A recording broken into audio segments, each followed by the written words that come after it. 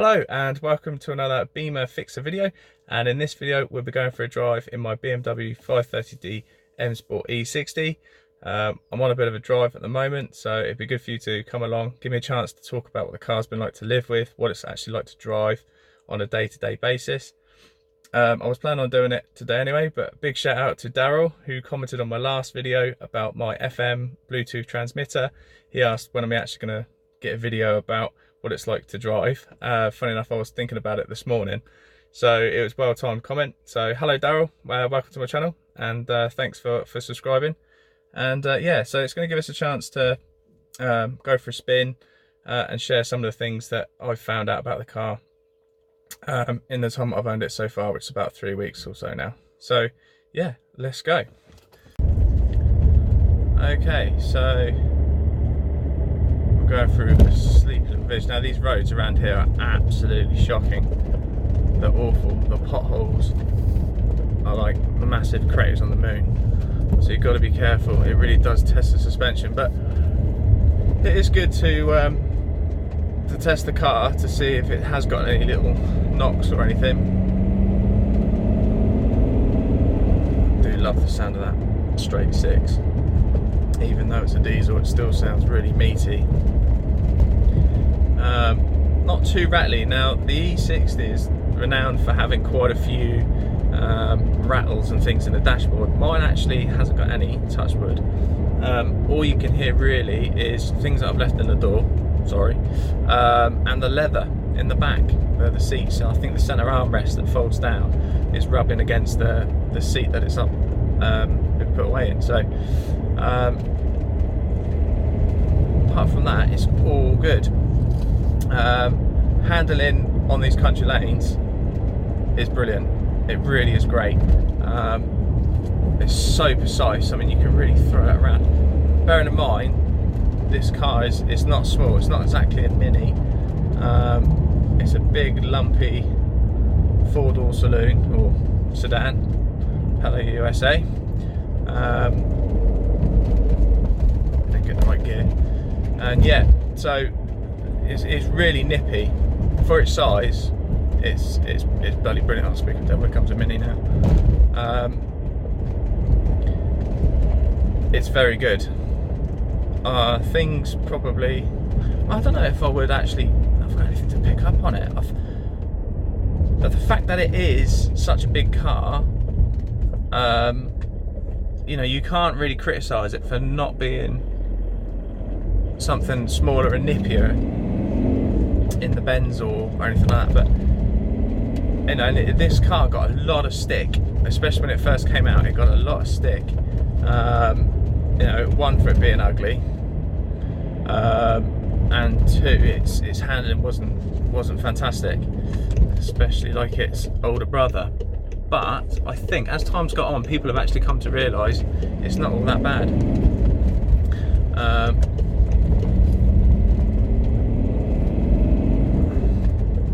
Yeah, it's certainly my cup of tea. Like I say, for a car of its size, it's brilliant. And where it really does come into its own is on the motorway. Sorry, these roads are really windy and narrow, especially this one's a completely blind corner. So you've got to crawl around it, even though some people don't bother doing the same back. Yeah, so on the motorway it really comes into its own. You know, you'll do nearly 50 miles to the gallon, you pop it onto cruise control and away you go, no dramas. I love it. I really do love it. I mean, it flies, absolutely shoots along. And again, for a car of its size, it brakes well as well. Its brakes are really good. She's not really up to full temperature yet as well, just got to be careful of. Yeah. So these are the best lanes to really test it on. I mean, I'm really throwing it around here, and I'm not being, you know, chucked out the window or I'm not sliding out the seat or anything like that. Yeah, it just handles really well. If I had to have any criticisms, I would probably say, again it's slightly unfair because it's got slightly stiffer suspension, so it's a bit cruel to criticise it on a stiffer ride, but that is the only thing I could probably pick it up on, is the suspension. It can be a bit hard at times, but I knew that when I bought it, and I expect it. So but someone that's not too sure about it, or might be expecting something a bit more comfier, might be a little bit surprised or a little bit put off. But yeah, so overall, really happy. I'll have to edit this video so much, but because I keep going.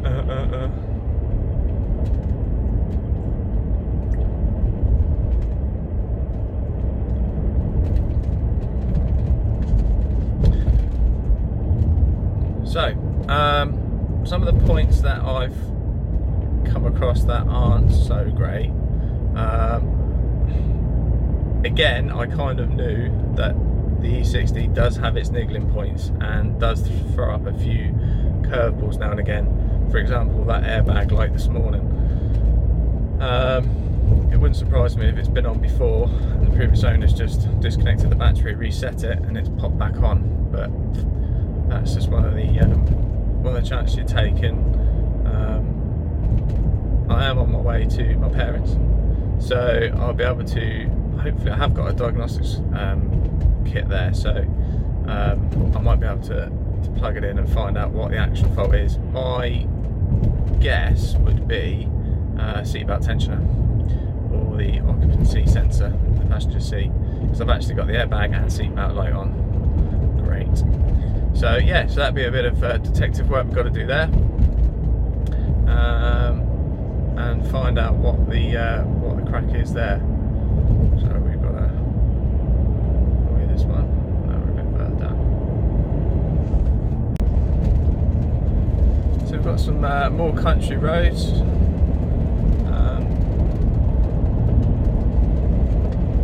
Literally, you really can't throw it around. We've got a bend in the minute, which is kind of a really steep incline, and it's out onto a junction, and cars always struggle to get out of the junction and up the hill before a car comes the other way. But in this, I've never had an issue, which is always good. Just straight up the hill. So its pull, its torque is phenomenal. It really is phenomenal. It'll pull a house. It's a really good engine. When you look after it, that's probably a key thing to put out there. I've seen so many cars, and I've met a few people now that have said, it's a shocking engine. It's gutless. It's noisy. It's not a very good engine. And then I'll ask something simple like, when was it last serviced? Find out this poor engine's not been serviced for 40,000 miles, ragged of an inch of its life, and they're wondering why it's not sounding too good. One guy who saw me at the supermarket, he saw me at Tesco's, and we got chatting. He recognised me off of one of the videos, and we got chatting, and he's got a 520D E60, and that was rattling awful. It was making an awful noise, and he asked me what the potential issue could be, and literally just simple things. It's just like, have you serviced it? I've not serviced it. How long you had it? 2 years. And I thought, well, let's have a look at the oil, which was non-existent. It had no oil in it. So when it's looked after, it'll be absolutely fine. It'll do you well. It'll do you proud. So right now we're coming out onto the motorway.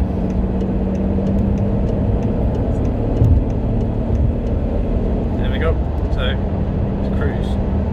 So things really can test on the motorway. Obviously handling is not one of them. You're not going to do much handling and testing on a motorway in a straight line. Wind noise is a good one. I think this has been, or the E60 has been picked up before for its motorway noise, for its road noise. This has got a little bit. There's no tyre roar really. I think it's got a little bit of wind noise. Make sure my windows are up. Yeah, which would be coming from the wing mirrors. Now the wing mirrors are quite square and quite bulky, so that'd be where the air noise is coming from. But yeah, it's cracking. I mean, you'll pop the cruise control on, and you'll just hook along, which is lovely. I'm tooting along, should I say? But if you get something like a Jag XF up your chuff, you can give it the beans. And they leave you alone. So yeah, I mean, there you go. That was what, 70 to 105. That wasn't really. Yeah. So once you're on the motorway, lovely, nice and comfy, very comfortable. Get your armrest, nice seat position. Yeah, it's fab. It's good as well because it's got what I call good get you out of trouble power.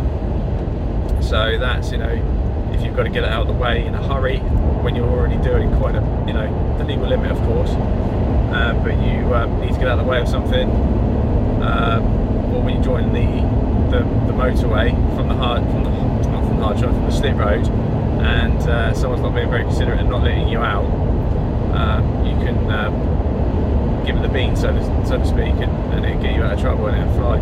So you can sit at the motorway speeds, shall we say, put your foot down, and you will increase speed at a rate of knots. So I'm just going to move out of the way for this. It's quite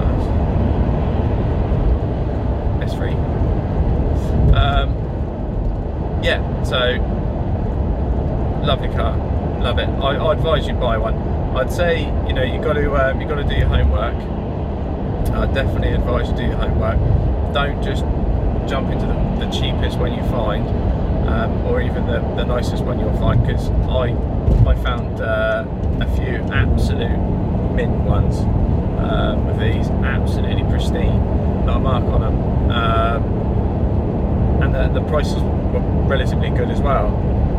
So I mean, for a good one in good condition, it's well looked after and everything else, that's the same age as this, you're probably looking at about $3.5 grand, $4 grand, maybe a bit more.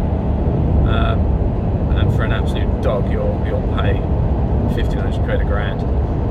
But yeah, sorry, those ones that looked really nice, they did look superb, but mechanically shot to pieces. So I went out on the drive in one, and there was a whine, which was definitely the diff, so that didn't get touched. There was one which had some wheel bearing issues. It was kind of like a drone in the front. One was knocking. Now all these cars they looked amazing,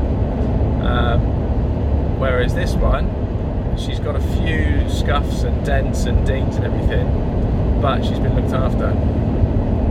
Hence probably why she's still going at the mileage that she's got. And you can tell mechanically. And when I got underneath, like I say, when you look at the suspension and things like that, someone's not spared any expense. When something's gone, they've got it replaced early doors, and everything under there's good, genuine BMW parts as well, not things from China.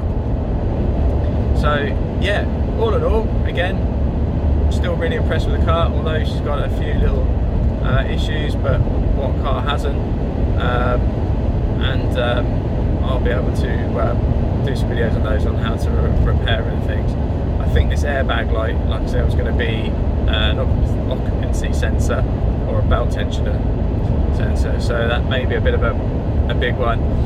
may have to be a bit of a hack, but I'll take you along anyway. I'll show you what you can do either way, whichever way you want to play it. I can tell you which way you can do it. I don't know if you can hear now, but the wind noise. We are driving into the wind by the feels of it, but I'll tell you, it's only criticism really on the motorway is wind noise. A little bit of tyre roar, but there really isn't a lot at all. But if I had to be picky, that'd be one of them. So onto the feel of the car really. Feels really nice. It feels like a BMW really. You know, it was criticised for not being as well put together as its big brother, and then they kind of corrected it a little bit with the F10, the one that came after, which I did have actually. I had one of those, and it definitely felt a little better. Didn't feel so, I'd say plasticky, that's not the right word for it, but there's a few things on here on the dash and things that feel a little bit tinny. So that bit of power I was talking about earlier to get you out of trouble, that's what I mean, like that. You need to get out from behind a lorry. Yeah, but in that said, it's no you know, cheaper car. I don't want to name any brands, but you know the brands that I'm, you know, talking about, the ones that aren't quite as well put together. You know, it still feels solid for a car of its age. I mean, you think what was out when this car was out, and it really was in a league of its own. You know, the BMW really did push the boundaries on the styling. I think it's aged really well. Again, it was one of those things that people really did take chunks out of, saying it was ugly and yeah, and everything else, but I don't know, I've always liked it. So and I think it's aged really well. I think it still fits in now. It definitely doesn't look as old as it is, in my opinion anyway. So yeah, so the feel is great. Now with the M Sport, it makes a big difference again, in my opinion, over say something like the SE. Still a great car, don't get me wrong, but the little bits that you get on the M Sport that you don't on the others, like the SE and things, make a big difference. So you've got sorry, I was turning the heating down. So the little styling tweaks on the M Sport. So you've got the extra chin spoiler at the front. It's got that little bit at the bottom with the fog lights. I think that looks pretty smart. The skirting down the sides as well. I think that really does help it, you know, look mean and have quite a lot of presence on the road, which is what I like. Interior wise, again with the M Sport, it's quite different. So I think probably the biggest difference, one of the biggest differences over the standard models to the M Sport is the steering wheel. This steering wheel, leather, is thicker than the SE models, and obviously you've got the buttons and the drive controls on the steering wheel as well. But the feel of the steering wheel makes a big difference with the extra thumb rests. You can't really see it, but the thumb rests that are here on the steering wheel, and when you've got both hands on there in the old 10-2 position, it feels great. When you drive it like that, it feels even nicer to drive. But yeah, it just gives you a nice solid feel, and you know, you're in control of the car. It's just a really nice place to be. So yeah, so styling wise, big thumbs up. The feel of the car, you know, again, is fantastic. It really is nice. This one is a manual, I think. I mean, I did look for an auto. I did look for the automatic, but I mean, they're not that they're hard to find. It was, for me, they were hard to find. To find a good automatic that wasn't battered or you know, was mechanically half decent was a nightmare. Not, you know, was out my budget.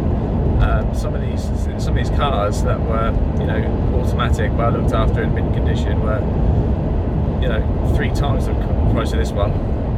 Some even 4 times. So yeah, ideally I would have had it automatically. But that said, I mean, I'm not a massive fan of manuals. I mean, the car I had before this was actually a company car, hence why the F10 had to go. That was an automatic, and I thought, oh geez, I'm not gonna want to go back into a manual, but you know, needs must. I went back into this, but actually, you know, it's really good. It's a really good gearbox actually. Not driven a manual SE, so I can't really give you a fair comparison, but over other manual 4-door saloons, it's bloody brilliant. You know, the gear change, you've probably heard the expression, the Enfield rifle bolt action. It's very much like that. It's very short, sharp, crisp. You know, you're not swinging your arm around, the gear stick's not wobbling around. It's nice, clear, and just ding ding. It's good. Feels good. And the range between gears as well is good. Again, partly down, test of the brakes. You know, also down to the engine. I mean, some cars you'll find, especially the diesels, they're out of puff at about 3,000 revs, and they've just, you know, well, they've got nothing till 3,500. Go nuts for, you know, 5,000 revs, and then they're out of puff, and then you've got to change again. But you know, she will just keep revving and revving and revving in all the gears. You know, you've got power all the way through the band. It's, you know, it's really good. Sorry, I'm just dodging roadkill. Yeah, so the feel of the car, lovely. Again, personally, I would go for the M Sport over the SE, but you know, it's personal preference really what you look for in a car. But yeah, I'm definitely a fan. The noise as well, I don't know how well you can hear it over the wind noise, but that straight 6, I mean, yeah, it's good. I mean, we're not exactly crawling along, so that's not a bad amount of wind noise, and we are driving into the wind still. So, but yeah, there's a little bit more information. I hope. Sorry, it's carnage down here. There's so much. Well, the animals must have decided to cross all at the same time, i.e. when there was lorries coming with headlights on. But yeah, I hope that's a helpful bit of more helpful information for you. I may do another few more little clips on the drive, but yeah, there you go. So we're coming to the end of the test drive, or the review drive, should I say, and coming to the end and coming to my parents' house. So coming to the end of the review drive now, and testing now on speed bumps. Now, speed bumps in this, you will need to go slowly. You will need to go slowly and over the centre if you can, if it's the hump one. It's a little bit low, or lower should I say, and you can hit something. It's usually the bumper or the under tray that you'll get. Now there's a bump here going into where my parents live. It's like one of the nastiest ones, so you really gotta crawl over it, because you will damage something. But yeah, so that's probably the only other heads up I'd give you. Apart from that, go searching, go see what you can find. And I am here, so I shall see you soon. Take care, bye bye.